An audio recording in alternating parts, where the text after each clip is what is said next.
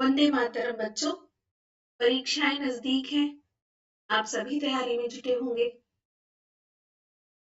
इस वीडियो में हम लोग खंड खा की इकाई 2, जिसका नाम द्रव्य तथा विकिरणों की द्वैत प्रकृति, इकाई 2 जिसका नाम द्रव्य तथा विकिरणों की द्वैत प्रकृति है, इसका रिवीजन करेंगे। इसमें से भी टॉपिक लिया है हमने प्रकाश वैद्युत प्रभाव। ये टॉपिक है जिसपे हम लोग रिवीजन करने जा रहे हैं, प्रकाश वैद्युत प्रभाव।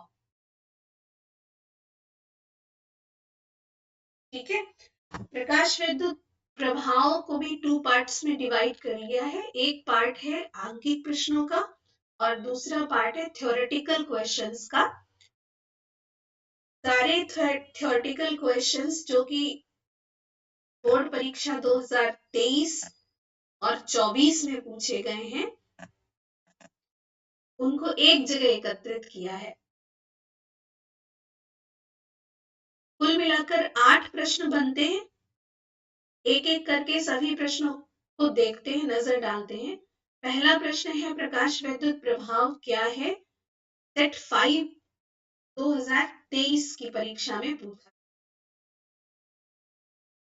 दूसरा प्रश्न है आपका प्रकाश संवेदी सतह के कार्यफलन का अर्थ समझाइए, मात्रक 2023 में पूछा गया है और पूरा प्रश्न आपका पूछा गया है 2024 सेट 4 में। तीसरा प्रश्न बनता है आपका प्रकाश वैद्युत प्रभाव की खोज किसने की। चौथा है दहली आवृत्ति तथा दहली तरंग दैर्ध्य से आप क्या समझते हैं, सेट 1 2023। प्रकाश विद्युत प्रभाव के नियम लिखिए। ये लॉन्ग आंसर्स टाइप में आ रहा है प्रश्न। प्रकाश विद्युत प्रभाव के नियम लिखिए। ये लॉन्ग आंसर्स टाइप क्वेश्चंस में है, लॉन्ग आंसर्स। ठीक है, नेक्स्ट क्वेश्चन बनता है क्वेश्चन नंबर 6, प्रकाश विद्युत धारा प्रकाशिक इलेक्ट्रॉनों की ऊर्जा की प्रकाशिक तीव्रता तथा आवृत्ति पर निर्भरता समझाइए। ये भी लॉन्ग आंसर्स टाइप क्वेश्चन है, 3 मार्क्स में पूछा गया था 2024 के बोर्ड परीक्षा प्रश्न पत्र में, सेट 3 में। 7th क्वेश्चन है आइंस्टीन के प्रकाश वैद्युत समीकरण में निम्न में से किस संरक्षण के नियम का पालन होता है। शॉर्ट आंसर बहुविकल्पी प्रश्नों में पूछा गया है। ये 4 ऑप्शन दिए हैं आपको, आवेश, द्रव्यमान, संवेग, ऊर्जा। और अंतिम प्रश्न बनता है आइंस्टीन ने प्रकाश वैद्युत प्रभाव की व्याख्या किस प्रकार की, समझाइए तथा प्रकाश वैद्युत समीकरण स्थापित कीजिए। ये भी लॉन्ग आंसर टाइप क्वेश्चन है। इसका मैं सन लिखना भूल गई हूँ कि कौन से सन में पूछा गया है। तो एक एक करके जितने भी शॉर्ट आंसर्स टाइप क्वेश्चन है वो इस वीडियो में हम लोग देखेंगे। ठीक है, ताकि आप भली प्रकार से तैयारी कर सके। तो पहला प्रश्न बनता है प्रकाश वैद्युत प्रभाव क्या है। इसका उत्तर कितना लिखा जाएगा, पूरा पेज नहीं भरना है। कई बार मैं क्लास में भी समझा चुकी हूँ, मात्र इतना उत्तर लिखने पर आपको मार्क्स मिल जाएंगे। किसी धातु की सतह पर, धातु आप समझते हैं, निश्चित आवृत्ति का विकिरण, विकिरण आप समझ रहे हैं, रेडिएशन या भी इलेक्ट्रोमैग्नेटिक वेव्स हैं जिनको 7 पार्ट्स में डिवाइड किया गया, वो सभी विकिरण कहे जा सकते हैं। तो विकिरण किसी धातु की सतह पर निश्चित आवृत्ति का विकिरण। यहाँ निश्चित आवृत्ति क्यों कहा गया है, क्योंकि एक सीमा होती है आवृत्ति की, अगर उससे कम आवृत्ति का विकिरण आप डालेंगे धातु की सतह पर तो प्रकाश वैद्युत प्रभाव की घटना नहीं होगी। इसलिए निश्चित आवृत्ति का विकिरण हो अथवा उस निश्चित आवृत्ति से उच्च आवृत्ति का विकिरण होने पर ही, जैसे कि विकिरण का एग्जाम्पल क्या दिया है, जैसे कि परावैंगनी किरणें, किसी धातु की सतह पर निश्चित आवृत्ति का विकिरण जैसे कि परावैंगनी किरणें, एक्स किरणें भी हो सकती हैं, ठीक है, गामा किरणें भी हो सकती हैं, आपतित होने पर यानी पड़ने पर, डाले जाने पर उससे इलेक्ट्रॉनों के उत्सर्जन की घटना प्रकाश वैद्युत प्रभाव कहलाती है। अभी व्याख्या नहीं दूंगी, व्याख्या बाद में दूंगी। आपको सिर्फ इस वीडियो में ये समझाने का प्रयास कर रही हूं कि अगर प्रकाश वैद्युत प्रभाव पूछा गया है तो आपको यही 3 लाइनें लिखनी है। इतने में ही आपका उत्तर समाप्त हो जाता है। किसी धातु की सतह पर निश्चित आवृत्ति का विकिरण जैसे परावैंगनी किरणें आपतित होने पर उससे इलेक्ट्रॉनों के उत्सर्जन यानी इलेक्ट्रॉनों के निकलने की घटना प्रकाश वैद्युत प्रभाव कहलाती है। अब आ जाते हैं दूसरे प्रश्न पर। प्रकाश संवेदी सतह के कार्यफलन का अर्थ समझाइए। 1 नंबर का प्रश्न है, मात्रक बताइए। संभवतः 2 नंबर का हो सकता है। ठीक है, तो कार्यफलन के लिए हम लोग देखते हैं 1 मार्क क्वेश्चन, वेरी इंपॉर्टेंट। कार्यफलन कितना लिखना है? ऊर्जा की न्यूनतम मात्रा, कम से कम मात्रा जो किसी धात्विक सतह मतलब धातु की सतह से इलेक्ट्रॉन निकालने के लिए आवश्यक होती है। तो कार्यफलन का अर्थ कोई नई राशि नहीं है। कार्यफलन ऊर्जा का ही एक रूप है।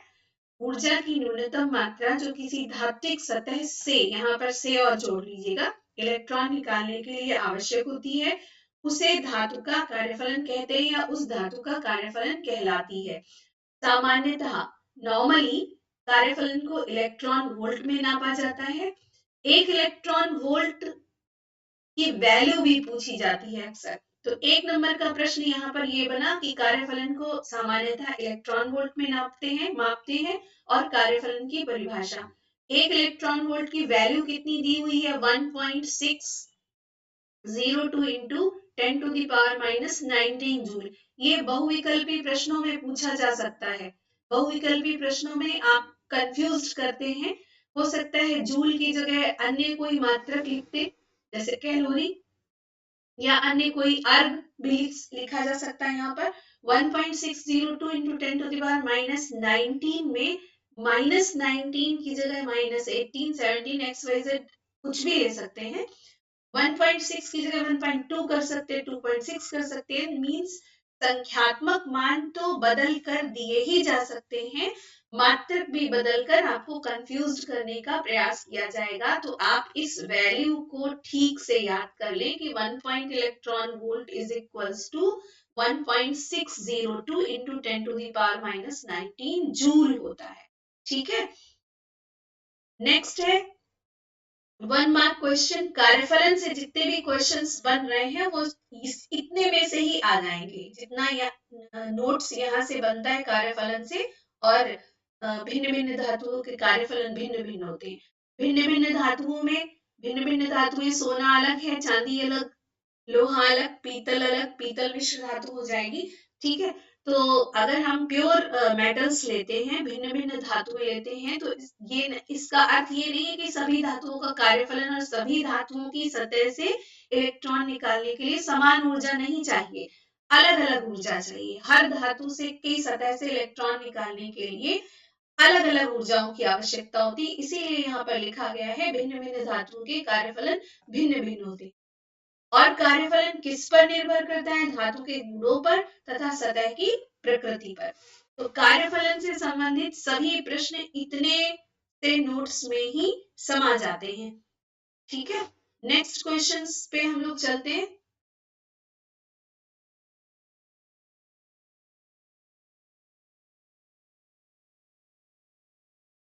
नेक्स्ट क्वेश्चन है आपका, प्रकाश विद्युत प्रभाव की खोज किसने की? तो आपको ओरली में बता देती हूँ, प्रकाश विद्युत प्रभाव की खोज हर्ट्ज ने की थी। ठीक है, ठीक है, नेक्स्ट क्वेश्चन बनता है, दहली आवृत्ति तथा दहली तरंगदैर्घ्य से आप क्या समझते हैं? बहुत ही सरल प्रश्न है ये। दहली आवृत्ति तथा दहली तरंगदैर्घ्य से आप क्या समझते हैं?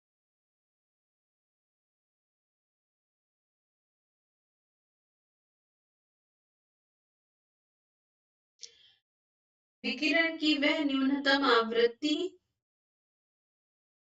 दहली आवृत्ति की परिभाषा है, इंपॉर्टेंट है, 1 मार्क क्वेश्चन। विकिरण की वह न्यूनतम आवृत्ति जो धातु की सतह से इलेक्ट्रॉन निकालने के लिए आवश्यक है, दहली आवृत्ति कहलाती है। इसी तरह से देहली तरंग दैर्घ्य के लिए परिभाषा बन जाएगी, परंतु अंतर यह हो जाएगा क्योंकि आवृत्ति और तरंग दैर्घ्य में व्युत्क्रमानुपात का संबंध है, यानी कि उल्टा संबंध है। इस कारण से विकिरण की वह न्यूनतम आवृत्ति की जगह क्या करेंगे, न्यूनतम की जगह करेंगे अधिकतम, और आवृत्ति की जगह कर देंगे तरंग दैर्घ्य, और सेम परिभाषा आ जाएगी। विकिरण की वह अधिकतम तरंग दैर्घ्य जो धातु की सतह से इलेक्ट्रॉन निकालने के लिए आवश्यक हो, देहली आवृत्ति की जगह क्या लिखोगे, तरंग दैर्घ्य कहलाती है। तो आवृत्ति की परिभाषा तो सेम यही रहेगी, तरंग दैर्घ्य की परिभाषा में न्यूनतम की जगह अधिकतम, आवृत्ति की जगह तरंग दैर्घ्य हो जाएगा और परिभाषा सेम रहेगी। 1 मार्क के 2 क्वेश्चंस पूछे गए हैं आपसे। नेक्स्ट क्वेश्चन पर चलते हैं। नेक्स्ट क्वेश्चन बनता है आपका 7th क्वेश्चन। आइंस्टीन के प्रकाश वैद्युत समीकरण में से किस संरक्षण के नियम का पालन होता है? तो आवेश, द्रव्यमान, संवेग और ऊर्जा, 4 ऑप्शन आपको दिए हैं, इसमें से राइट ऑप्शन आपका है ऊर्जा। राइट ऑप्शन आपका बनता है ऊर्जा। तो इस तरह से 5 शॉर्ट आंसर्स टाइप क्वेश्चंस बने हैं आपके यहाँ पर, इनको आप तैयार कीजिए। तब तक के लिए आपका क्वेश्चन नंबर